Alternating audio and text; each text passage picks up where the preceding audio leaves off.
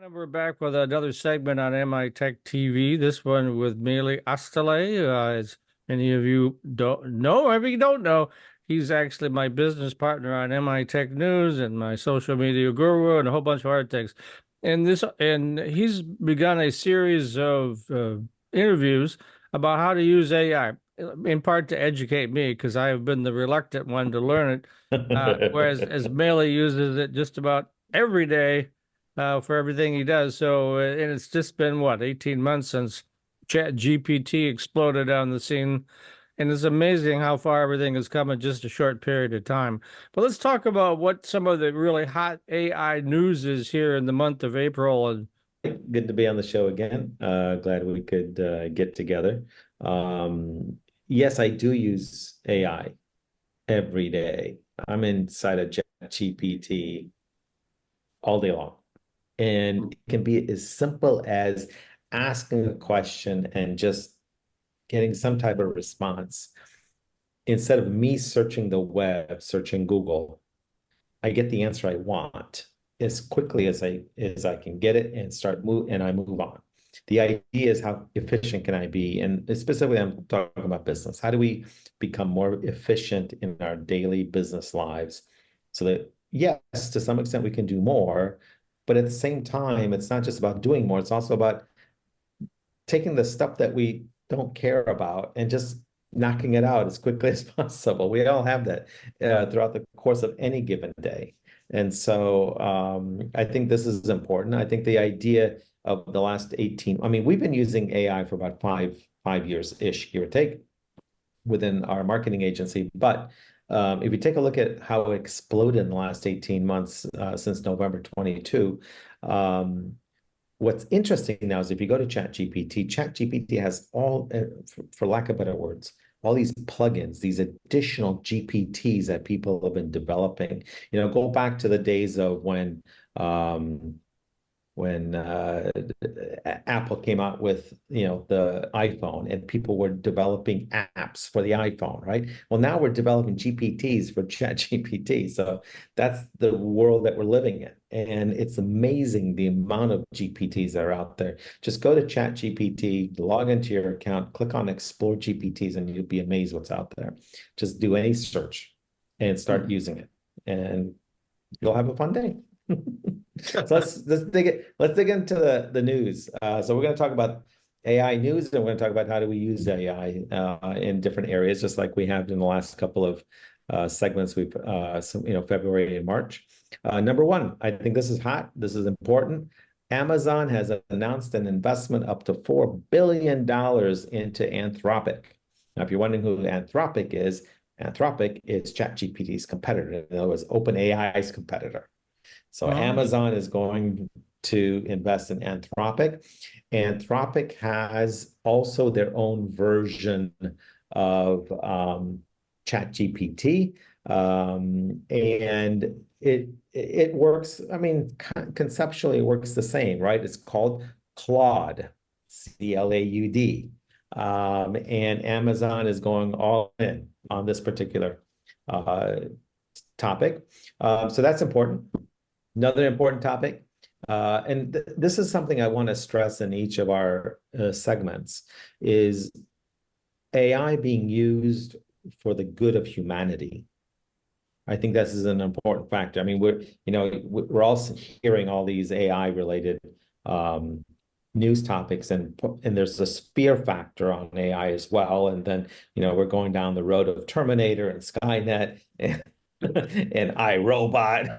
It's like all fine and dandy, but there's the other side of the coin too, is the area that we don't hear about a lot. So let's talk about the fact that AI is now being used in what they call large genome databases and data sets. Okay, so the idea is, how do we use artificial intelligence in healthcare? How do we use it as an AI framework for things like COVID, right? I mean, just using that as a basic example that everybody understands. But the idea is how we can use AI to better process human health worldwide. And so, look, I don't know, would AI have helped us when COVID first came out in 2020. It's hard to tell. But we are where we are, and nowadays it is being used in a variety of areas in that Yeah, space. you talked about in your notes about it being used to help in the diagnosis of skin cancers in dermatology, which I thought I was really agree. interesting. Right. Right. And that's all part of this idea of using large genome sets, data sets. Is just an abundance of data that we've gathered over, decades, and then trying to figure out how to use AI to help us process that data faster, more efficiently, and come up with answers that we hadn't thought about. So yeah, that's amazing. I'm beginning to Um, see a lot of stories come over my transom where it's being used in medical ways and diagnostic ways. And so it's fascinating because the average Joe trying to plow their way through all that data would take forever. AI zip, goes right right. through it. And yeah, it's a really, it's changing the field of medicine completely. Well, I mean, the other health related or, humanity related news is the University of Singapore using AI for quantum carbon-based, how do we say this? Carbon-based quantum materials. In other words, going down to the atom level of trying to understand having AI use or I should say AI being used for materials development and processing. So there's a whole nother segment that's very interesting in terms of using AI for a variety of other areas. As you can imagine, since I'm in marketing, using AI for digital marketing is equally important, especially when you're doing A/B testing, for example, when you're doing customer segmentation, when you are running advertising, especially banner ads, for example, or image ads in general, where you're taking AI basically to target and personalize the the advertising to a specific individual. I mean, that's just crazy. So in the digital marketing world and search engine optimization, content creation, I don't know, take your pick. It's amazing what we have in terms of AI tools. I'm going to buzz through some of this quickly because just from the standpoint that we have limited time. So let's talk about generative AI, and that's a word and a terminology that's being used quite a bit. Generative AI is designed specifically for generating image-based graphics, images. I mean, give you a case in point. I had a buddy of mine in New York send me an article that he wrote that he's going to post on LinkedIn. And he said, can you help me come up with a featured image that he can use in his article on LinkedIn? I took the entire Word document, I dumped it in the chat GPT. And I said, can you help develop a featured image? I gave the dimensions, I gave it the Word document, and I said, what are your suggestions? It took me 5 tries before I had something that was impactful and meaningful. But it didn't take that long. It took, I mean, honestly, what, a minute and a half to come up with using what's called generative AI. And generative AI relative to ChatGPT means that you're using OpenAI's DALL-E platform, DALL-E. And so ChatGPT and DALL-E now work hand in hand. You don't have to go to DALL-E separately. You're in ChatGPT and say, generate an image for whatever topic you want. Boom, you got it. I love it. So you're playing with dollies now. Okay, got it. So Yeah. So yeah, and I can tell you that there are people around here who are using Chat GPT to generate speeches and Yeah, presentations I that they're agree. just giving Chat GPT what that basically the better prompts you give it, it makes sense. The better prompts you give it, I the more agree. specific prompts you give it, the better result you get. And sometimes it takes several tries. And then you could think, well, I should have just written the thing myself. But it is pretty surprising how often it comes up with something, even the free version of Chat GPT, that's pretty good. We've It makes our lives in business more efficient. There's no question about it. I mean, the image that I created for this buddy in New York, that didn't take very long. And the first round was okay, but as ChatGPT gave the first image, it generated a new idea in my mind. And so I said, well, why don't we do XYZ, right? Now we had a second version. Oh, well, how about this? The third version. And slowly but surely, you whittle it down to something that eventually works, or that you didn't, when you first started off asking for the image, you didn't think about. So interesting in terms of how this all works.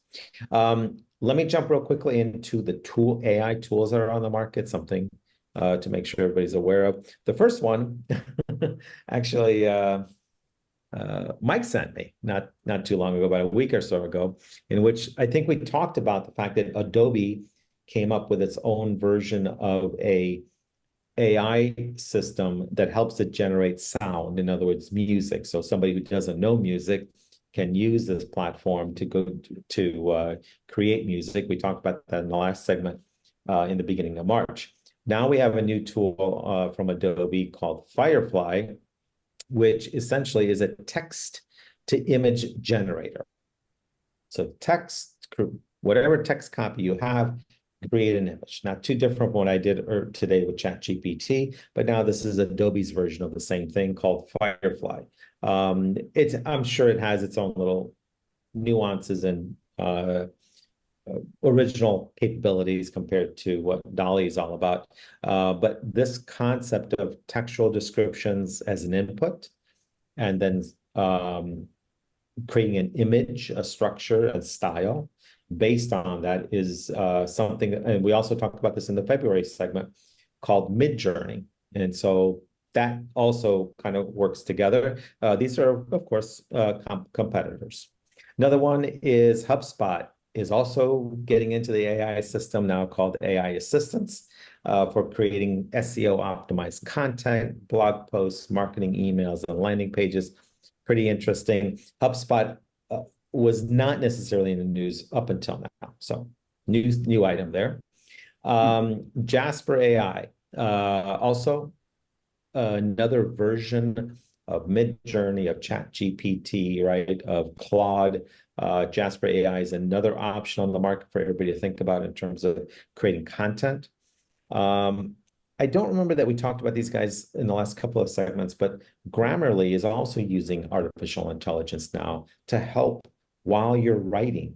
So your grammar, the words you're using, your sentence structure, making sure that the readability scores, etc., are where they need to be. Also important.